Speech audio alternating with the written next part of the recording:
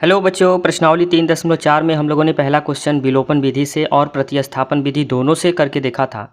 आज हम दूसरा क्वेश्चन जो विवर्ती प्रश्न है, दूसरे क्वेश्चन में टोटल 5 क्वेश्चन हैं और 5 में आपके पास कुछ ऐसे क्वेश्चन भी हैं जो बहुत ज़्यादा इंपॉर्टेंट क्वेश्चन है, बोर्ड एग्जाम में पूछे जाने के चांसेस ज़्यादा हैं, उन पर भी हम चर्चा करेंगे। तो देखिएगा, क्वेश्चन नंबर 2 क्या कह रहा है। निम्नलिखित समस्याओं में रैखिक समीकरणों के युग्म बनाइए और उनके हल जो है अगर अस्तित्व है तो विलोपन विधि से केवल ज्ञात करना है। तो पहले क्वेश्चन में आपसे कहा था विलोपन और प्रतिस्थापन दोनों लगाना है और दूसरे क्वेश्चन में सिर्फ विलोपन कह रहा है। और आपको पता है कि विलोपन विधि कितना सरल और आसान होता है। अगर आप विधि को नहीं समझे हैं तो आप पुराने वीडियो को जरूर देख लें, तब आपको भी आसान लगने लगेगा कि विलोपन विधि आसान होता है। पहला क्वेश्चन क्या कह रहा है कि यदि हम अंश में एक जोड़ दें, हर में एक घटा दें, यानी यह भिन्न से संबंधित प्रश्न है। इसको करने से पहले सबसे पहले आपको क्या करना पड़ेगा, भिन्न के लिए अंश और हर मानना पड़ेगा। तो यहाँ लिख लेते हैं, माना भिन्न का अंश, भिन्न का जो अंश है उसे आपने क्या मान लिया है, x, और जो हर है उसको आपने क्या मान लिया है, y। और यहाँ पर एक छोटा सा प्यारा सा हेडिंग दे देंगे, प्रश्नानुसार। यानी प्रश्न के अनुसार अब जो चीज़ें बोलेगा उसके अकॉर्डिंग हम हल करेंगे। अब देख लेते हैं क्या क्या कह रहा है। कह रहा है कि यदि अंश में एक जोड़ दें तो हर में एक घटा दें। जोड़ भी रहे हैं और घटा भी रहे हैं तो भिन्न हमको क्या मिल जाता है, एक में बदल जाती है। तो आप ध्यान दीजिएगा, आपके पास पता है कि भिन्न जो होता है वो अंश बटे हर होता है। अंश x है और भिन्न हर y हो गया। कह रहा है अंश में एक जोड़ दें तो अंश में एक जोड़ देते हैं, और फिर कह रहा है कि हर में एक घटा दें तो हर में एक घटा देते हैं। तो जो रिजल्ट मिल रहा है, जो भिन्न मिल रहा है, वो हमको किसके बराबर में मिल रहा है, 1 के बराबर में मिल रहा है। इसी को आपको सॉल्व कर देना है। देखिएगा, इसको पहले समीकरण बना देते हैं। यहाँ तिर्यक गुणा कर देंगे तो आपको मिल जाएगा x + 1 बराबर y - 1। y को इधर ला देते हैं तो x माइनस का y इधर आके हो जाएगा, और माइनस का 1 है, ये +1 उधर जाके माइनस का 1 हो जाएगा। तो इस तरह से x - y बराबर -1 मिलके -2 हो जाएगा। इसको हम मान लेते हैं समीकरण फर्स्ट। ठीक है, अब आपको समीकरण फर्स्ट मिल गया। अब दूसरा कंडीशन देख लेते हैं। कह रहा है कि अब दूसरे कंडीशन में केवल हर में एक जोड़ा जा रहा है, यानी अंश में कुछ नहीं करना है। तो अंश बटा हर होगा, तो हर में सिर्फ एक जोड़ा जा रहा है और अंश में कुछ नहीं किया जा रहा है। तो वह भिन्न किस में बदल जा रहा है, 1/2 में। फिर यहाँ तिर्यक गुणा कर देंगे तो 2 का गुणा x में करेंगे तो कितना हो जाएगा, 2x, और 1 का गुणा जब इसमें करेंगे तो कोई फर्क नहीं पड़ेगा, मतलब y + 1 होगा। यानी आपके पास सीधे सीधे मिल जाएगा क्या, 2x, y को उधर ले जाएंगे माइनस का y, और बराबर में आपके पास क्या बचेगा, 1। इसको आप मान लेंगे समीकरण सेकेंड। अब चूंकि विलोपन विधि यूज़ करना है तो यहाँ लिखेंगे विलोपन विधि से, विलोपन विधि से, यानी आप विलोपन विधि से इसका प्रयोग करने जा रहे हैं। तो विलोपन विधि से आप हेडिंग डाल दिए। अब इसका आप फटाफट प्रयोग कर लेते हैं। थोड़ा सा मैं ऊपर करना चाहूँगा ताकि आपको चीज़ें और बेहतर दिखें। ठीक है, अब देखिएगा, विलोपन विधि से प्रयोग कर लीजिए। विलोपन विधि क्या कहता है कि आपको समीकरण को लिखना होता है। तो समीकरण 2 आपके पास है, 2x - y बराबर 1, ये है समीकरण 2। और समीकरण 1 आपके पास है x - y बराबर -2, यह है समीकरण 1। अब ध्यान देना होता है कि कोई गुणांक x चर का या y चर का गुणांक बराबर होना चाहिए, तभी आप विलोपन लगाएंगे। x का गुणांक 2 है, यहाँ 1 है, बराबर नहीं है, लेकिन y का गुणांक दोनों बराबर है और चिन्ह जब समान होते हैं तो उस कंडीशन में आप क्या करते हैं, घटाते हैं। तो यहाँ कॉर्नर में लिख देंगे घटाने पर, घटाने पर। तो घटाएंगे, चिन्ह बदलेगा, प्लस है तो माइनस, माइनस है तो प्लस, और माइनस है तो प्लस, और ये प्लस y माइनस y क्या हो जाएंगे, कैंसिल हो जाएंगे। तो आपके पास क्या मिलेगा, 2x में से एक x घटेगा तो x, और 2 और 1 मिलके हो जाएगा 3, यानी x बराबर में आपके पास क्या मिल गया, 3। ये पॉइंट आप ध्यान दीजिएगा। और जैसे x बराबर में 3 मिल जाएगा, थोड़ा सा मैं और ऊपर कर देता हूँ ताकि चीज़ें और क्लियर दिखें आपको। हाँ, बस यहीं तक आप देख सकते हैं, इसके नीचे इतने में ही मुझे करना है। तो x बराबर 3 जैसे आ गया तो तुरंत आप किसी भी समीकरण में, तो समीकरण 1 में रख देते हैं, लिख देंगे समीकरण 1 में x बराबर 3 रखने पर, x बराबर 3 रखने पर इससे होगा क्या, हमको y भी मिल जाएगा। तो फटाफट समीकरण 1 में x बराबर 3 रख देते हैं। तो समीकरण 1 आपके पास क्या दिया हुआ है, समीकरण 1 दिया हुआ है x - y बराबर -2।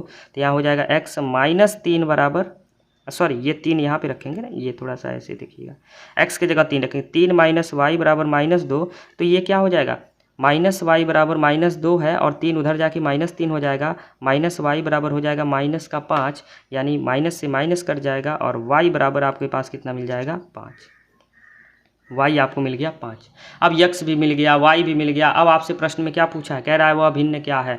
तो भिन्न बराबर क्या होता है आपको पता है, भिन्न बराबर क्या होता है, अंश बटा हर, अंश बटा हर।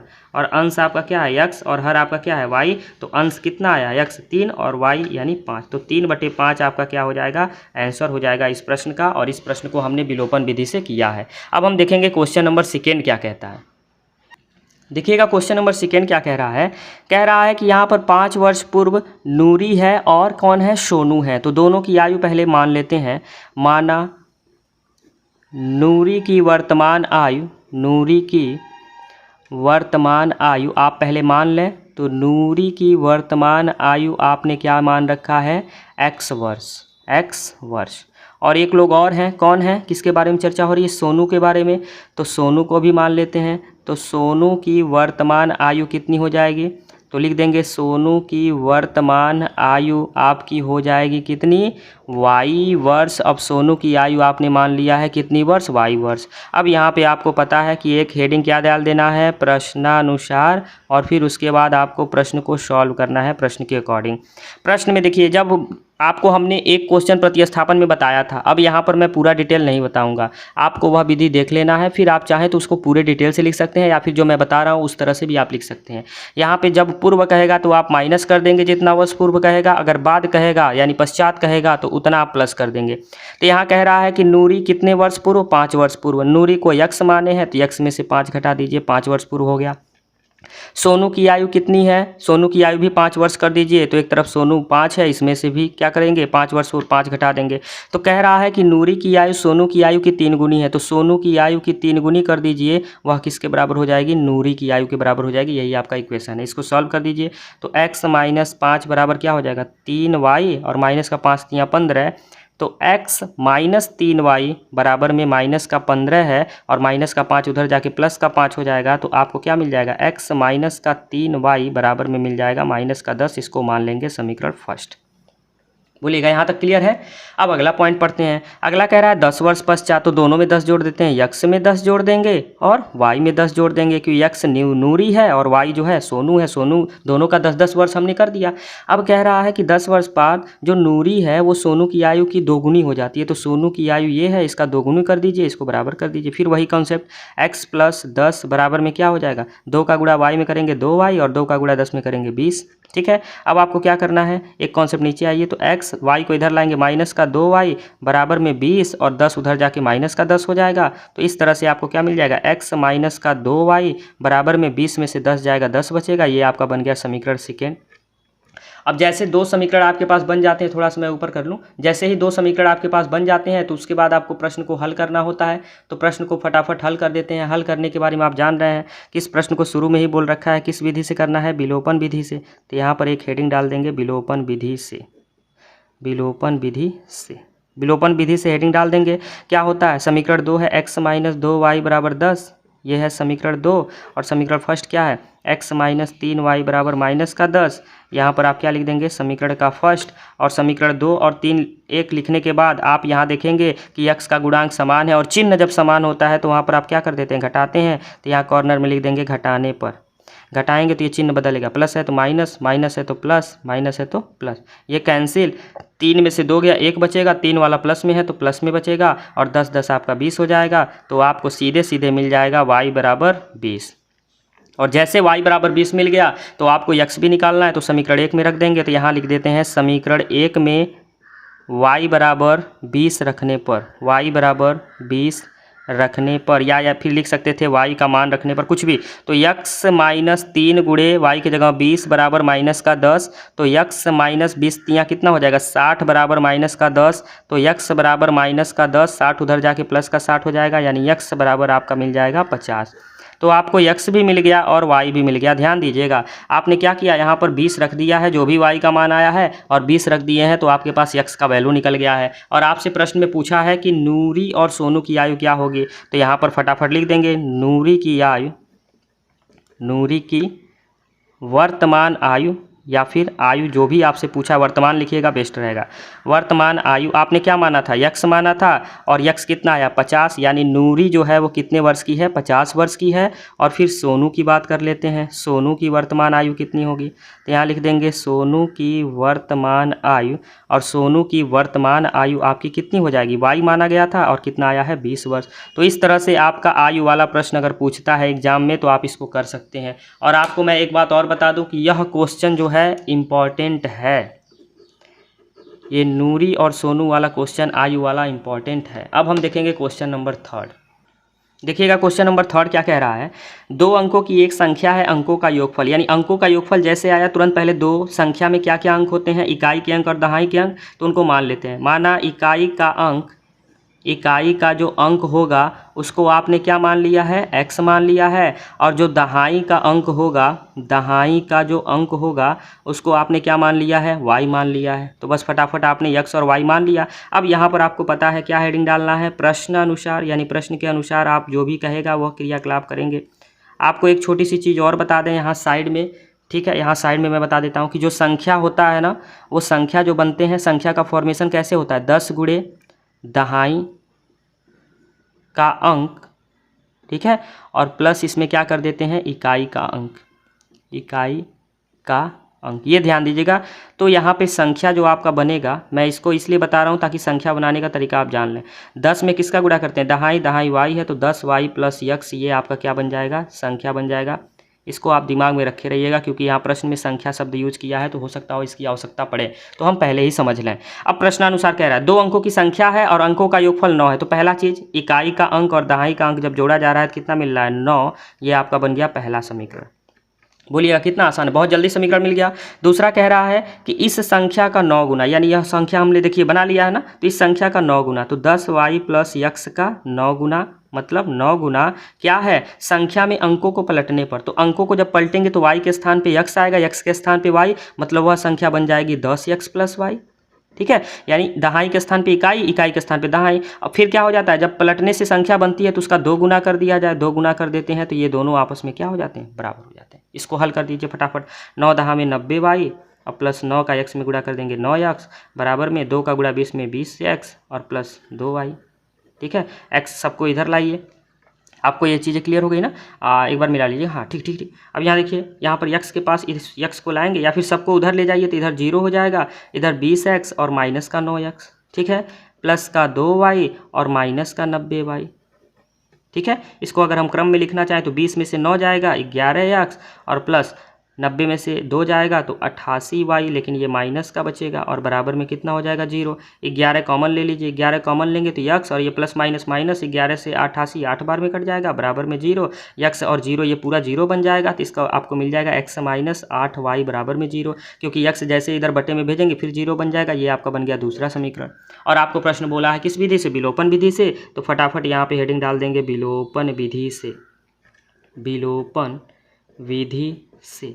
अब विलोपन विधि से फटाफट आप क्या निकाल देते हैं, रिजल्ट निकाल लेते हैं। विलोपन विधि में क्या है, x माइनस 8y बराबर 0, ये आपका दूसरा समीकरण है, और x प्लस वाई बराबर में 9, ये आपका पहला समीकरण है। विलोपन विधि जब भी करते हैं तो गुणांक बराबर होने चाहिए, तो x के गुणांक बराबर है तो फटाफट ऐसे लाइन खींच दीजिए, और दोनों का चिन्ह समान है तो यहाँ पर लिख देंगे घटाने पर, यानी आपको घटाना। अगर चिन्ह असमान होता तो जोड़ते, अब यहाँ पर चिन्ह समान है तो क्या कर देंगे, घटा देंगे। थोड़ा सा मैं ऊपर लिख दूँ, हाँ देखिएगा आप दिख रहा होगा चीज़ें आपको। अब यहाँ घटा देंगे तो ये चिन्ह बदलेगा, प्लस है तो माइनस, प्लस है तो माइनस, प्लस है तो माइनस, यहाँ पे ये क्या हो गया कैंसिल, और 8 1 मिलके हो जाएगा माइनस का 9y बराबर में माइनस का 9, 9 से 9 माइनस से माइनस, यानी y बराबर आपके पास क्या मिल गया, 1 मिल गया। और जैसे आपके पास y मिल गया तो x पता है, समीकरण 1 में रख देंगे, तो समीकरण 1 में y बराबर 1 रखने पर फटाफट रख देते हैं। तो क्या था, x प्लस वाई की जगह 1 बराबर 9, तो x बराबर कितना हो जाएगा 9 माइनस 1, यानी x बराबर आपके पास कितना मिल गया 8। अब जब x मिल गया y मिल गया तो आपसे प्रश्न में क्या पूछा था, प्रश्न में पूछा था वह संख्या ज्ञात कीजिए, संख्या बताना है। तो आपको पता है संख्या आपने शुरू में ही दिखा रखा है यहाँ पर 10y प्लस x, फटाफट वैल्यू रख दीजिए, तो कितना हो जाएगा 10 गुणे y की जगह 1 और प्लस x की जगह 8, तो कितना हो जाएगा 10 एक कम 10 प्लस 8 यानी वह संख्या आपकी कितनी निकल के आ गई 18। यह भी गजब का क्वेश्चन था। और साथ ही साथ आपको एक और चीज़ बता दें, यहाँ पर टिक लगा दीजिएगा, वेरी इंपॉर्टेंट का, आपके बोर्ड एग्जाम की दृष्टि से यह बहुत ज़्यादा इंपॉर्टेंट क्वेश्चन था। ठीक है, अब हम देखेंगे क्वेश्चन नंबर 4। क्वेश्चन नंबर 4 देखिएगा, यह भी क्वेश्चन बहुत ही प्रचलित है, इसको भी आप इंपॉर्टेंट का यहाँ पे टिक लगा सकते हैं, सिर्फ इंपॉर्टेंट, क्योंकि यह पिछला वाला क्वेश्चन वेरी इंपॉर्टेंट था, इसको सिर्फ आप इंपॉर्टेंट लगा सकते हैं। कह रहा है मीना 2000 रुपये निकालने के लिए बैंक जाती है और खजांची से 500 रुपये और 100 रुपये के नोट मांगती है, और आपसे यही पूछा जा रहा है कितने कितने नोट हैं। तो यहाँ पहले मान लेते हैं, माना रुपये 50 के नोटों की संख्या, रुपये 50 के नोटों की संख्या, नोटों की संख्या आप क्या मान लेते हैं कि बैंक में गए तो रुपये 50 के जो नोटों की संख्या मिल रही है, नहीं पता है तो हमने यक्स मान लिया, और रुपये 50 नहीं रुपये 100 के भी नोट ले रहे हैं, तो रुपये 100 के नोटों की संख्या, तो रुपये 100 के नोटों की संख्या कितनी हो जाएगी। अब इसको आपने क्या मान रखा है, वाई मान रखा है। अब फटाफट यहाँ पर आपको पता है क्या हेडिंग डालना है, प्रश्नानुसार। तो प्रश्नानुसार हेडिंग डाल देंगे और फटाफट आप यहाँ पर प्रश्न के अकॉर्डिंग जो जो कह रहा है लिखते जाएंगे। जाती है तो 50 और 100 के नोट निकालने के लिए कहती है। मीना को कुल 25 नोट मिलते हैं, 25 नोट मिलते हैं, लेकिन यह नहीं पता है किसके किसके नोट मिलते हैं। तो जब 25 नोट मिल रहे हैं तो 50 रुपये के यक्स नोट मिल रहे हैं और 100 रुपये के वाई नोट मिल रहे हैं, ये बात ध्यान दीजिएगा। और आपको मिल रहे हैं कितने के कितने नोट, 25 नोट मिल रहे हैं। अब यहाँ पे आप क्या कर सकते हैं कि जब नोटों की संख्या 50 के यक्स और वाई के 100 के वाई हैं, तो 50 के यक्स नोट है और 100 के वाई नोट हैं, तो मतलब ये जो 50 और 100 के नोटों का योगफल है वो टोटल कितने नोट के बराबर है, 25 नोट के बराबर है। इसको आप समीकरण 1 से दिखा सकते हैं। ठीक है, और एक चीज़ दे रखा है शुरू में कि मीना के पास कितने रुपए थे, 2000 रुपये थे। तो 2000 रुपये कहीं ना कहीं बराबर होंगे किसके, तो यक्स रुपये, यानी यक्स नोट हैं कितने के, 50 के, तो 50 के यक्स नोट, और प्लस वाई नोट किसके हैं, 100 रुपये के, तो 100 के हो गए वाई नोट। यानी इनको जोड़ दें तो वो टोटल अब रुपए में, क्योंकि यक्स को भी 50 के भी रुपए निकल गए, 100 के भी रुपए निकल गए, 2000 रुपये हो गए। तो ये हो जाएगा 50x प्लस 100y, और बराबर में कितना हो जाएगा 2000 रुपये। यहाँ से 50 कॉमन ले लेंगे तो क्या बचेगा, x प्लस 50 दूना 100, 2 बराबर 2000।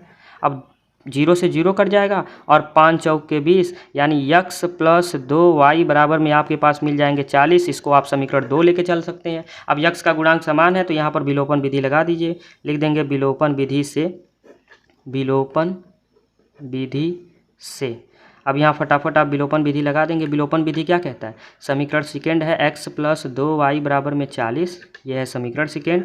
और समीकरण फर्स्ट है x प्लस y बराबर में 25, ये आपका हो गया समीकरण फर्स्ट। अब फटाफट जब चिन्ह समान है तो यहाँ पर क्या करते हैं, घटाते हैं, तो लिख देंगे घटाने पर। घटाएंगे तो क्या हो जाएगा, प्लस है तो माइनस, प्लस है तो माइनस, प्लस है तो माइनस, ये हो गया कैंसिल। 2y में से 1y घटेगा तो 1y बचेगा, और 40 में से 25 घटेगा तो कितना बचेगा, 15 बचेगा। तो y बराबर आपके पास कितना मिल गया, 15।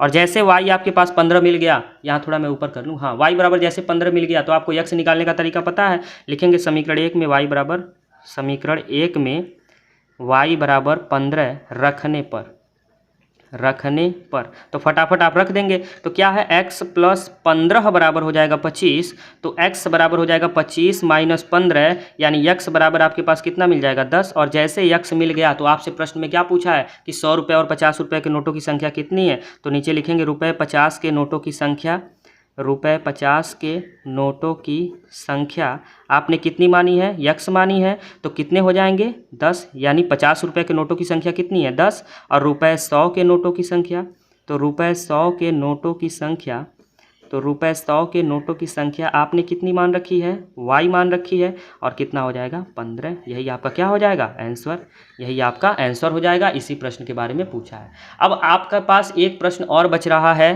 पहले ये दूसरे क्वेश्चन में, क्वेश्चन नंबर 5, उसको भी देख लेते हैं, तब कि आपका यह इबारती प्रश्न जो है विलोपन विधि से समाप्त हो जाएगा।